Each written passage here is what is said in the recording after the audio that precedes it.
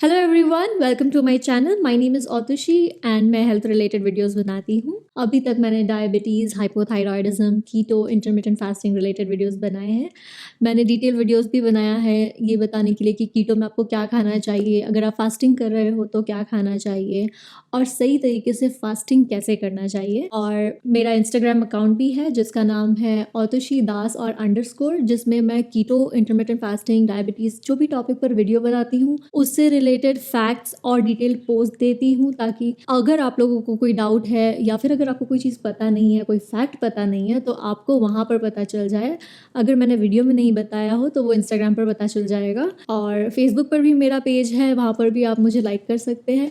तो मैंने social media में सब जगह थोड़ा थोड़ा शेयर करना स्टार्ट कर दिया है, ताकि आप लोगों को पता रहे कि मैं वीडियो किस बारे में बना रही हूँ। और अगर मैंने वीडियो बनाया है कोई टॉपिक पर और उसमें अगर मैंने कोई छोटी मोटी बात मिस भी की है तो वो मैं अपने सोशल मीडिया में आपके साथ शेयर कर देती हूँ।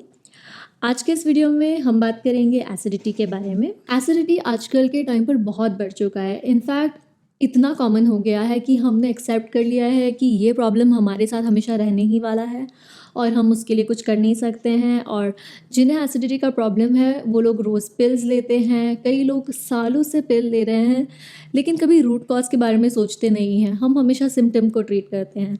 तो आज के इस वीडियो में हम एसिडिटी अगर आपको है तो क्या करना चाहिए, short term solution, long term solution, दोनों को डिटेल में डिस्कस करेंगे। हम समझेंगे कि एसिडिटी क्यों होता है। मैं आपको बताऊंगी कि एसिडिटी को कंट्रोल करने के ऐसे तरीके जो आपने कभी सुना नहीं होगा, कभी सोचा नहीं होगा। इसीलिए इस वीडियो को लास्ट तक देखिए, क्योंकि एसिडिटी किसी को पसंद नहीं है। और अगर आप किसी बीमारी को नहीं समझोगे तो आप उस बीमारी को ठीक कैसे करोगे। So let's get started. Video start करने से पहले लेकिन मैं आपको एक और बात बोल देना चाहूँगी कि मैंने अपने वीडियो के नीचे एक बार लगा दिया है, सो दैट अगर आपको कोई स्पेसिफिक टॉपिक देखना हो तो आप वहाँ पर जा सकते हैं। कई लोगों को डिटेल्ड वीडियो देखना पसंद है, इसके लिए मैं पूरे डिटेल में वीडियो बनाती हूँ। अगर आपको शॉर्टकट में कोई सिर्फ एक ही टॉपिक जानना है तो आप वहाँ पर स्किप कर सकते हो। एसिडिटी का दूसरा नाम है, एक्चुअल नाम है GERD, जिसका फुल फॉर्म है गैस्ट्रो एसोफेगल रिफ्लक्स डिजीज़, और नॉर्थ अमेरिका में उसे हार्टबर्न भी कहते हैं। हार्टबर्न मतलब हार्ट जिस एरिया में है, जिस रीजन में है, वहाँ पर बर्निंग सेंसेशन होता है, इसीलिए हार्टबर्न कहते हैं। उसका हार्ट से कोई रिलेशन नहीं है। अब हम एसिडिटी को समझने से पहले सबसे पहले पूरा डाइजेशन का प्रोसेस समझ लेते हैं और समझते हैं कि हमारा पेट हमारे पेट में इतना एसिड क्यों है, हमारा पेट इतना एसिडिक क्यों है। खाने में 3 मैक्रोन्यूट्रिएंट्स होते हैं, किसी किसी खाने में 2 होता है तो किसी में सिर्फ 1। और वो 3 मैक्रोन्यूट्रिएंट्स है प्रोटीन, फैट और कार्बोहाइड्रेट्स। माइक्रोन्यूट्रिएंट्स भी होता है जिससे हम विटामिन, मिनरल्स कहते हैं। आज के इस वीडियो में हम माइक्रोन्यूट्रिएंट्स के बारे में बात नहीं करेंगे, आज सिर्फ मैक्रोन्यूट्रिएंट्स के बारे में बात करेंगे। जब भी हम खाना खाते हैं हमारे मुंह के अंदर ही डाइजेशन शुरू हो जाता है। हमारे मुंह के अंदर कार्बोहाइड्रेट्स का डाइजेशन शुरू हो जाता है। हमारा खाना सलाइवा के साथ जब मिक्स होता है, सलाइवा में एक एंजाइम है एमिलेज, उसकी मदद से हमारा कार्बोहाइड्रेट का ब्रेकडाउन हमारे मुंह के अंदर शुरू हो जाता है। And then the food goes from our mouth to our food pipe. Food pipe को हम एसोफेगस भी कहते हैं, और फूड पाइप से वो पेट में जाता है। लेकिन फूड पाइप और पेट के बीच में LES है, लोअर एसोफेगल स्फिंक्टर। वो एक मसल है जो मोस्ट ऑफ द टाइम बंद रहता है, लेकिन जब हम खाना खाते हैं तब फूड के प्रेशर से वो ओपन होता है और फूड पेट के अंदर चला जाता है। ये एक 1 वे ट्रैफिक है, जहाँ मतलब मुंह के अंदर से फूड पाइप से होकर स्टमक में गया। लेकिन कभी कभी ऐसा सिचुएशन होता है, अगर हमने कुछ टॉक्सिक खा लिया या फिर कुछ ऐसा खाना खा लिया जो हमारे बॉडी को नहीं चाहिए, हमारे पेट को नहीं चाहिए, तो हमको इरिटेटेड फील होते रहता है। और उसके बाद में there is pressure inside our stomach and sphincter open हो जाता है, हमारा LES ओपन हो जाता है and the food comes out the other way. पेट से फूड पाइप के थ्रू होते हुए हमारे मुंह से निकल जाता है जब हम वॉमिट करते हैं। और बाकी टाइम पर it's just 1 way where we eat and the food goes in our stomach. Protein और फैट का डाइजेशन हमारे पेट पे स्टार्ट होता है। प्रोटीन जो है वो क्रम्पल्ड पेपर की तरह होता है, एकदम अनटैंगल्ड। तो उसे ब्रेक डाउन करने से पहले उसे डीटैंगल करना पड़ता है, उसे ओपन करना पड़ता है अच्छे से, ताकि बराबर से वो ब्रेक डाउन हो सके। हमारे पेट में बहुत एसिड है, हमारा पेट बहुत एसिडिक है, और एसिडिक है बोलकर प्रोटीन उसकी मदद से डीटैंगल होता है। पेट एसिडिक है बोल के दूसरे एंजाइम्स बराबर से काम करते हैं। प्रोटीन को अनटैंगल करने के लिए हमें एंजाइम चाहिए होता है जिसे प्रोटीएज कहते हैं, और फैट को अनटैंगल करने के लिए हमें जो एंजाइम चाहिए रहता है उसे लाइपेज कहते हैं। जो भी एंजाइम है वो मोस्टली एज से एंड होता है, ASE। सो जब हमारे पेट में एसिडिक एनवायरनमेंट होगा तभी ही ये एंजाइम्स प्रॉपरली काम करेंगे, और जब ये एंजाइम्स काम करेंगे तभी ही प्रोटीन और फैट बराबर से अनटैंगल होगा एंड देन इंटेस्टाइन में जाकर ब्रेक डाउन होगा। अगर हमारा पेट एसिडिक नहीं हुआ इनफ या फिर एसिड कम है तो हमारा इंटेस्टाइन एल्कलाइन कम होगा या फिर बेसिक कम होगा। So the concept is stomach जितना एसिडिक होगा उतना ही हमारा इंटेस्टाइन एल्कलाइन होगा। एसिडिक और एल्कलाइन एकदम ऑपोजिट है। तो अगर पेट एसिडिक नहीं हुआ तो हमारा इंटेस्टाइन बराबर से एल्कलाइन नहीं होगा। पेट के अंदर के एंजाइम्स बराबर तब काम करते हैं जब पेट एसिडिक होता है, लेकिन इंटेस्टाइन के एंजाइम्स तब काम करते हैं जब इंटेस्टाइन एल्कलाइन होता है। तो अगर पेट बराबर से एसिडिक नहीं हुआ जितना ज़रूरत है तो फिर फूड इंटेस्टाइन में जाने के बराबर से ब्रेकडाउन नहीं होगा। जब हमारा फूड हमारे इंटेस्टाइन में एंटर करता है तभी पैनक्रियाज बाइकार्बोनेट रिलीज़ करता है जिसकी मदद से हमारा इंटेस्टाइन एल्कलाइन होता है। लेकिन अगर हमारा पेट उतना एसिडिक नहीं हुआ जितना ज़रूरत है तो पैनक्रियाज कम बाइकार्बोनेट रिलीज़ करेगा और हमारा इंटेस्टाइन कम एल्कलाइन होगा। और अगर हमारा इंटेस्टाइन ज़रूरत के जितना एल्कलाइन नहीं हुआ तो कार्बोहाइड्रेट्स बराबर से ब्रेक डाउन नहीं होगा, अब्जॉर्ब नहीं होगा, और कार्बोहाइड्रेट्स वहीं पर रुका रहेगा और धीरे धीरे होगा। और ज़्यादा देर कार्बोहाइड्रेट्स वहाँ रहने की वजह से इट स्टार्ट्स टू फर्मेंट, और फर्मेंटेशन के वजह से बबल्स फॉर्म होने लगते हैं। बबल्स की वजह से गैस बढ़ जाता है एंड देन वो इंटेस्टाइन से फिर ऊपर पेट में आ जाता है एंड देन प्रेशर बढ़ जाता है। प्रेशर बढ़ता है तो हमारा जो LES है, लोअर इसोफेगल स्फिंक्टर, उस पर प्रेशर आ जाता है एंड वो ओपन हो जाता है। जैसे मैंने आपको बोला है कि अगर पेट में प्रेशर बढ़ जाता है तो LES के ऊपर प्रेशर बढ़ेगा और स्फिंक्टर ओपन हो गया तो हम जैसे वॉमिट करते हैं वैसे ही गैस ऊपर साइड आता है। और हमारा पेट तो है ही एसिडिक, तो एसिड स्प्लैश होते रहता है because of the bubbles and the gas, and that acid it travels in our oesophagus, in our food pipe, और हमारा फूड पाइप बिल्कुल भी उस लायक नहीं है कि वो इतना एसिड झेल सके, and we feel that acid and we feel the burning sensation जिसे हम एसिडिटी कहते हैं। आप सोच रहे होंगे कि हमारे पेट में जब एसिड होता है तो हमारे पेट को फ़र्क नहीं पड़ता है, लेकिन यही सेम एसिड ज़रा सा हमारे इसोफेगस में आ गया तब क्यों हमें जलन हो रही है?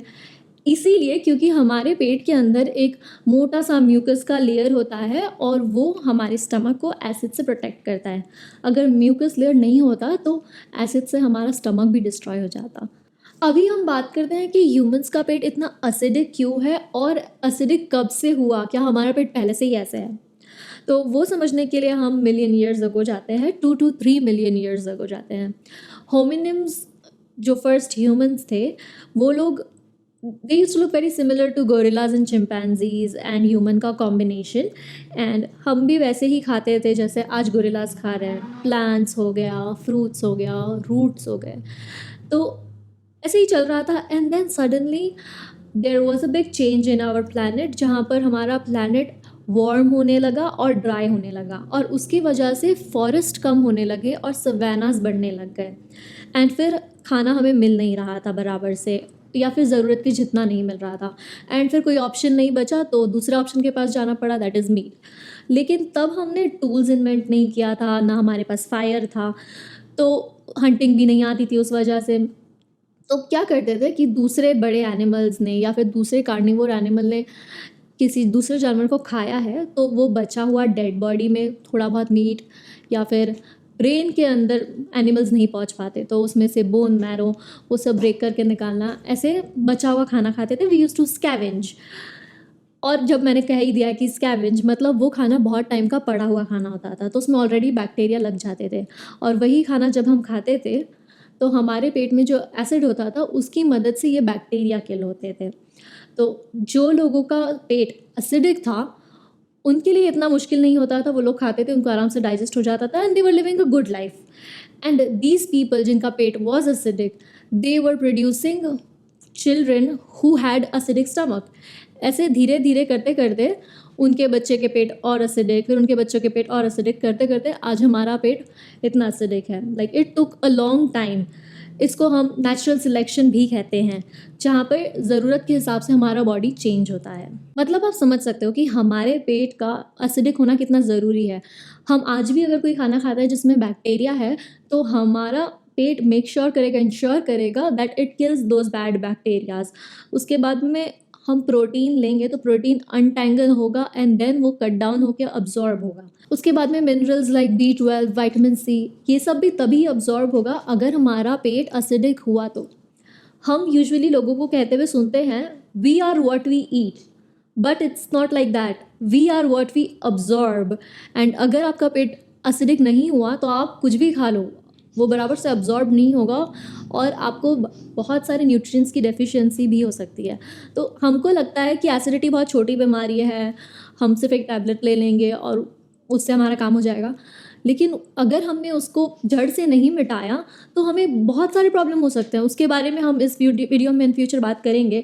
जैसे आपको इसोफेगल कैंसर हो सकता है, और अगर आपका आपका पेट बराबर से एसिडिक नहीं हुआ तो न्यूट्रिएंट्स अब्जॉर्ब नहीं किया, तो जो न्यूट्रिएंट्स अब्जॉर्ब नहीं करेगा उसकी डेफिशिएंसी से रिलेटेड जो भी बीमारी है वो भी आपको हो सकती है। That's why it's not good to always be dependent on a tablet. कभी कदार आपको एसिडिटी फील हो रहा है, आपने कभी कदार ले लिया, ठीक है, लेकिन बहुत लोग रोज़ खाने से पहले लेते हैं, खाने के बाद लेते हैं। That's very wrong and we will talk about that in future in this video. अगर आपको एसिडिटी का प्रॉब्लम है और अगर आप किसी के पास जाते हैं, उनको बोलते हो मुझे एसिडिटी का प्रॉब्लम है, तो उनका सोल्यूशन रहेगा कि ऐसा फूड मत खाओ जो एसिडिक है। और वो लोग बोलेंगे कि आपको एसिडिटी का प्रॉब्लम इसीलिए हो रहा है क्योंकि आपके पेट में बहुत एसिड है। तो यही सबसे बड़ा मिसकंसेप्शन है। आपको बोलेंगे कि एसिडिक फूड मत खाओ, लेकिन आपको जो घरेलू नुस्खा देंगे उसमें उनको आपको बोलेंगे कि आप एप्पल साइडर विनेगर पियो। तो अगर आपका पेट ऑलरेडी ज़्यादा एसिडिक है तो फिर एप्पल साइडर विनेगर जिसका pH 2 है वो आपको कैसे मदद करेगा। एसिडिटी इसीलिए नहीं होता है क्योंकि आपके पेट में एसिड ज़्यादा है या फिर आपका पेट बहुत एसिडिक है, इसीलिए होता है क्योंकि आपका पेट एसिडिक नहीं है या फिर एसिड कम है, या फिर अगर एसिड है तो इट्स नॉट दैट एसिडिक। जैसे मैंने आपको बताया कि अगर एसिड होगा, एसिडिक होगा तो ही प्रोटीन डिटैंगल होगा, फैट डिटैंगल होगा, अब्जॉर्ब होगा। लेकिन अगर आपके पेट के अंदर एसिड ज़रूरत के जितना है ही नहीं तो ना डिटैंगल होगा, ना अब्जॉर्ब होगा, और कार्बोहाइड्रेट्स भी बराबर से ब्रेक डाउन नहीं होगा और अब्जॉर्ब नहीं होगा, और पेट में ज़्यादा टाइम रहने की वजह से फर्मेंट हो जाएगा और उसके वजह से गैस होगा, बबल्स होगा, जो ऊपर आके आपको एसिडिटी का प्रॉब्लम देगा। एसिड ज़्यादा रहेगा तो उससे ये प्रॉब्लम नहीं होगा क्योंकि एसिड की मदद से ही तो सब प्रोटीन डिटैंगल हो रहा है, फैट डिटैंगल हो रहा है। फिर एसिड है बोलकर इंटेस्टाइन अल्कलाइन होता है, इंटेस्टाइन अल्कलाइन होगा तो कार्बोहाइड्रेट्स बराबर से ब्रेक डाउन होगा और अब्जॉर्ब होगा। तो इस तरह से हमारा माइंडसेट, हमारा जो बेसिक जो नॉलेज है वही आधे से ज़्यादा टाइम रॉन्ग है, इसलिए हम क्योर ही नहीं कर पाते हैं। हर हम टैबलेट लेते रहते हैं और कई बार हम सोचते हैं कि मैं एसिडिक फूड नहीं खाऊं, फिर भी हमारा एसिडिटी का प्रॉब्लम जाता नहीं है। मेडिकेशन में आपको प्रोटॉन पंप इनहिबिटर्स दिया जाता है जिसके वजह से आपके hydrogen producing sales hydrogen produce नहीं कर पाते हैं। आपको पता होगा कि हाइड्रोजन और क्लोराइड प्रोड्यूस होता है, उसके बाद में वो दोनों एक होके HCl हाइड्रोक्लोरिक एसिड बनता है, and that is the acid we have in our stomach.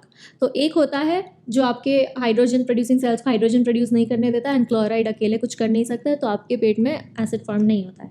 दूसरा मेडिकेशन होता है जो आपके पेट में एसिड ऑलरेडी है उसको न्यूट्रलाइज करता है।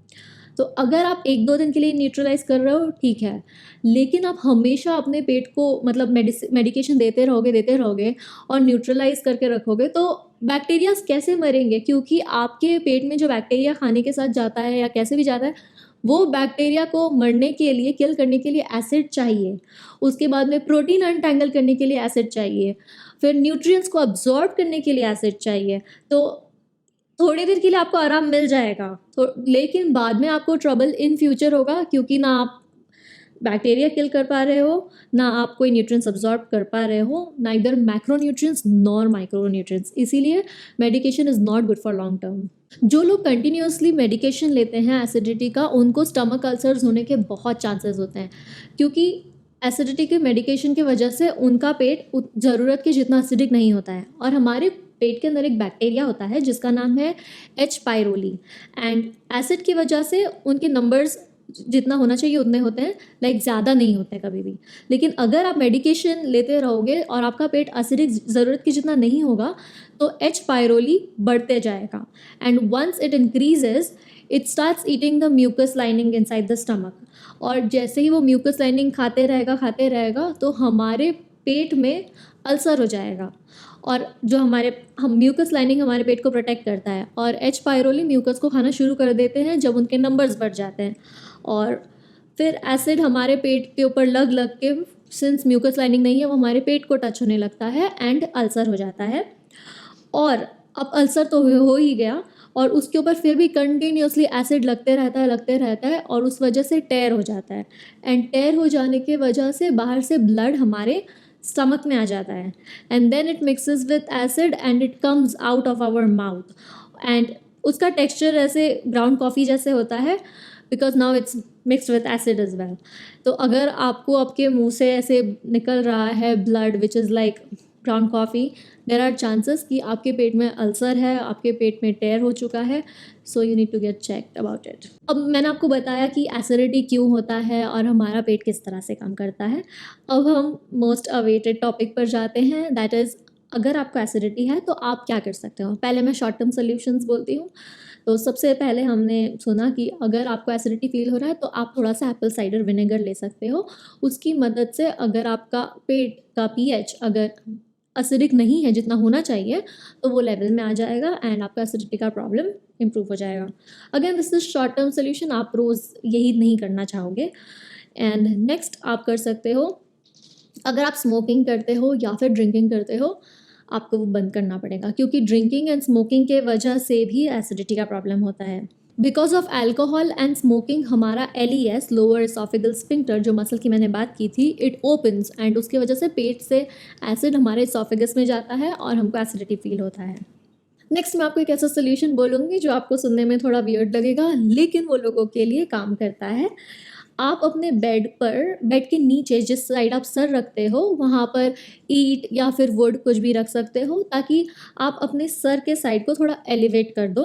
एसिड लिक्विड होता है और ग्रेविटी के वजह से अगर आपका बेड इस तरह से रहे तो फिर एसिड नीचे तरफ रहेगा, ऊपर नहीं आएगा। बेड को ज़रा सा आप ऊपर करोगे उससे आपका नींद खराब नहीं होगा, because it's very little difference, but आपके एसिडिटी के प्रॉब्लम में it will make a big difference. इसीलिए you can even try this. Next, I am not sure अगर आपने नोटिस किया हो या नहीं, but if you wear tight clothes, मतलब बहुत टाइट बेल्ट लगाते हो, बहुत टाइट पैंट्स पहनते हो, आपके पेट के ऊपर बहुत प्रेशर देते हो, तो उसके वजह से भी हमारे पेट में गैस बढ़ जाता है, एसिडिटी का प्रॉब्लम बढ़ जाता है, because our organs are like all in pressure and it all comes up, and उसके वजह से पेट में प्रेशर आता है। पेट में प्रेशर आने की वजह से स्फिंक्टर पर भी प्रेशर आता है एंड स्फिंक्टर ओपन हो जाता है एंड पेट का एसिड हमारे एसोफेगस में जाता है एंड वी फील एसिडिटी।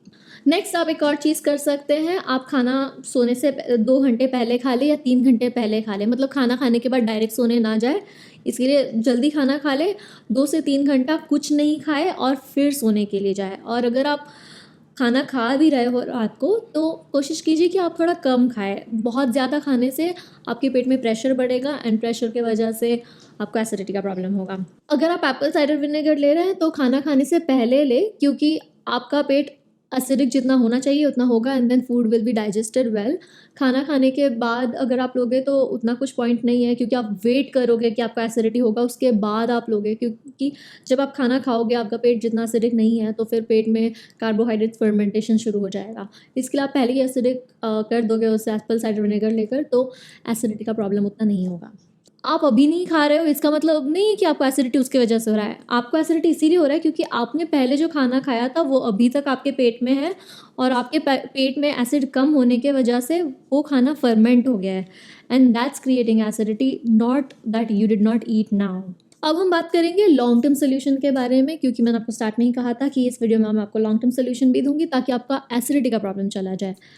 तो सबसे पहले आपको करना है वेट लॉस, क्योंकि जब हमारा वेट बहुत ज़्यादा होता है स्पेशली हमारे पेट के पास, और उतना फैट होने की वजह से हमारे ऑर्गन्स के ऊपर बहुत प्रेशर आता है एंड बिकॉज ऑफ प्रेशर हमारे पूरे ऑर्गन्स ऊपर चढ़ जाते हैं।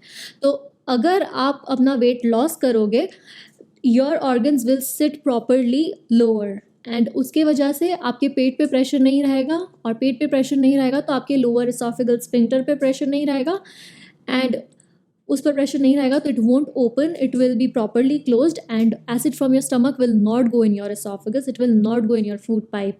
इसीलिए ज़रूरी है कि अगर आप ओवरवेट हो तो आप अपना वेट कम कीजिए। नेक्स्ट, आप कार्बोहाइड्रेट्स कम खाएं या फिर जितना हो सके मिनिमल में रखिए, जैसे कि 20 ग्राम से कम, एटलीस्ट 50 ग्राम से कम रखें, क्योंकि हमारे इंटेस्टाइन में कार्बोहाइड्रेट्स जाने के बाद अगर हमारा पेट उतना एसिडिक नहीं है तो कार्बोहाइड्रेट फर्मेंट होता है, और अगर आप कार्बोहाइड्रेट ज़्यादा खाओगे ही नहीं तो वो फर्मेंट कैसे होगा, and because of carbohydrate fermentation acidity होता है। देर आर 2 स्टडीज़ एंड दोनों स्टडी के आंसर पॉजिटिव ही आए हैं, जहाँ पर कार्बोहाइड्रेट्स कम खाने की वजह से एसिडिटी का प्रॉब्लम सॉल्व हुआ। अगेन लोग इसके बारे में उतना बात करते नहीं हैं, ये सोल्यूशन इतना देते नहीं हैं, but there are so many people who have their personal experiences जो वो लोगों ने खुद ब्लॉग किया है या रिसर्च वालों के साथ शेयर किया है, दैट उन्होंने जब कार्बोहाइड्रेट्स खाना बंद किया या एकदम कम कर दिया तो उनका एसिडिटी का प्रॉब्लम एकदम से सॉल्व हो गया। अगर आप बहुत सालों से कंटिन्यूसली एसिडिटी के लिए टैबलेट्स ले रहे हैं तो फिर एक साथ उसे बंद मत कीजिए, आप लेते रहिए, धीरे धीरे उसे कम करते जाइए, and then you can stop it eventually. अगर आप सडनली एसिडिटी का टैबलेट लेना बंद कर दोगे तो आपको ज़्यादा एसिडिटी का प्रॉब्लम होगा, आपको एसिडिटी का प्रॉब्लम बढ़ जाएगा, इसे रीबाउंड इफेक्ट कहते हैं। इसीलिए एक साथ में टैबलेट सारे बंद मत कर दीजिए, आप अपना डाइट को सुधारिए। माई बर्ड्स, सॉरी फॉर दैट। सो इसीलिए आप कोशिश कीजिए कि आप अपना कार्बोहाइड्रेट्स कम कीजिए, और उससे धीरे धीरे करके अगर आपको एसिडिटी का प्रॉब्लम नहीं फील हो रहा है इन फ्यूचर तो आप अपना टैबलेट्स धीरे धीरे करके कम कर सकते हैं। एक बहुत कॉमन बिलीफ है कि एसिडिटी का प्रॉब्लम ज़्यादा फैटी फूड खाने की वजह से होता है, बट इट्स नॉट ट्रू। अगर आप अपने फैटी फूड को कार्बोहाइड्रेट्स और रिफाइंड ऑयल के साथ कंबाइन करोगे तो आपका एसिडिटी होगा ही। इसके लिए remove carbohydrates, remove refined oil, and then see कि आपके लाइफ में कितना डिफरेंस आता है, आपका एसिडिटी का प्रॉब्लम कितनी जल्द ठीक हो जाता है। एसिडिटी बहुत पुरानी बीमारी नहीं है, it came in when carbohydrates came in. जब हमने बहुत एग्रीकल्चर स्टार्ट किया, उसके बाद में हम कार्बोहाइड्रेट्स कंज्यूम करने लगे, तब एसिडिटी स्टार्ट में आया, और उसके बाद में जब हमारा प्रोसेस्ड फूड, शुगर खाना बढ़ गया, उसके बाद में तो इट्स लाइक हर फैमिली में कोई ना कोई है जिससे एसिडिटी का प्रॉब्लम बार बार होते रहता है। I understand it's not easy but it's not impossible. अपना पूरा लाइफस्टाइल चेंज कर देना, हमारा जो ज़िंदगी भर हमने खाया उसे बंद कर देना इज़ वेरी डिफ़िकल्ट, बट अगर आपको फ्यूचर में आपको हेल्दी रहना है या फिर आपको कोई प्रॉब्लम नहीं चाहिए तो आपको करना ही पड़ेगा। You can not expect a different life by doing same thing every day, remember that. And अगर आप अपना डाइट रोज़ सेम कर रहे हो तो आप ठीक होने का सोच नहीं सकते हो। See, no one's gonna tell you all this, because मैं आपको जब भी कोई भी बात बताऊंगी आप रिसर्च कीजिए, लेकिन अगेन बहुत सारे लोग ये बात आपको नहीं बताएंगे क्योंकि इट्स ऑल बिग बिजनेस। अगर आपको एसिडिटी होगा तो फिर उसके बाद में कितने सारे पिल्स भी सेल होते हैं, and I don't know if you guys know this, most of the research paper is financed by pharmaceutical companies. They pay for research and that's why लोग changes करते हैं अपने research में भी based on what companies want, वरना उनको पैसे कौन देगा।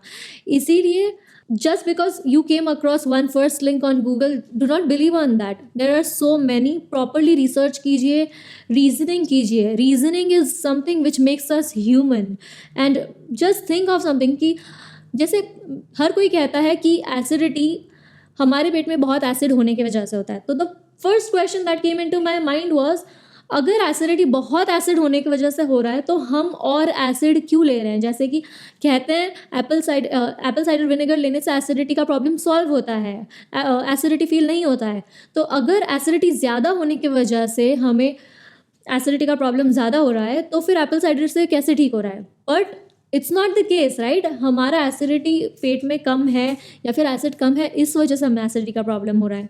इसीलिए start reasoning, start questioning and look for answers in 10 different places, in 100 different places, क्योंकि no one knows everything and that's why you need to look everywhere, learn. अगर जैसे मैंने बिगनिंग में ही बोला है कि अगर आप बीमारी को नहीं समझोगे तो आप उसे ठीक नहीं कर पाओगे। To not run behind treating the symptoms को उस वक्त के लिए ठीक कीजिए। जैसे अभी आपको अगर प्रॉब्लम हो रहा है, अभी आपको एसिडिटी फील हो रहा है, तो आप अभी टैबलेट्स ले लीजिए। लेकिन ये मत सोचिए कि मुझे कल भी होगा तो मैं कल भी टैबलेट लूँगा, परसों भी होगा तो मैं परसों भी टैबलेट लूँगा, ज़िंदगी भर लूँगा। आपको सोचना है कि आपका एसिडिटी क्यों हो रहा है and how will you stop it forever. And मैंने आपको जैसे बताया, reducing weight is one of the most important thing you can do, and second reducing carbohydrates कम करने से भी होता है। लेकिन अगर आप सोच रहे हैं कि मैंने कार्बोहाइड्रेट कम कर दिया, वेट लॉस कर दिया, आपको फिर भी एसिडिटी है, तो it could be because of drinking, smoking and coffee. Yes, caffeine also causes acidity. तो आप अपने लाइफ में थोड़ा बहुत चेंजेस करके देखिए, 1-2 दिन के लिए नहीं। अगर आपको लग रहा है कि मैं सब कर रहा हूँ बट स्टिल मेरा एसिडिटी नहीं जा रहा है, तो आप एटलीस्ट 1 महीने के लिए कैफीन बंद करके देखिए, और तब आपका एसिडिटी सॉल्व हो सकता है। Acidity looks like a very small problem, very small disease. It's just like a burning sensation in your heart region, in your chest area, and you are like, एक tablet लूँगा या एक tablet लूँगी, I'll be done. But it will cause for sure a big problem in future, and that's why make sure कि आप symptoms को नहीं, actual problem को रूट से ठीक करें और उसे हमेशा के लिए एंड करें। I hope you guys like this video, and if you did it, don't forget to give it a thumbs up and do subscribe to my channel. Take care and good bye.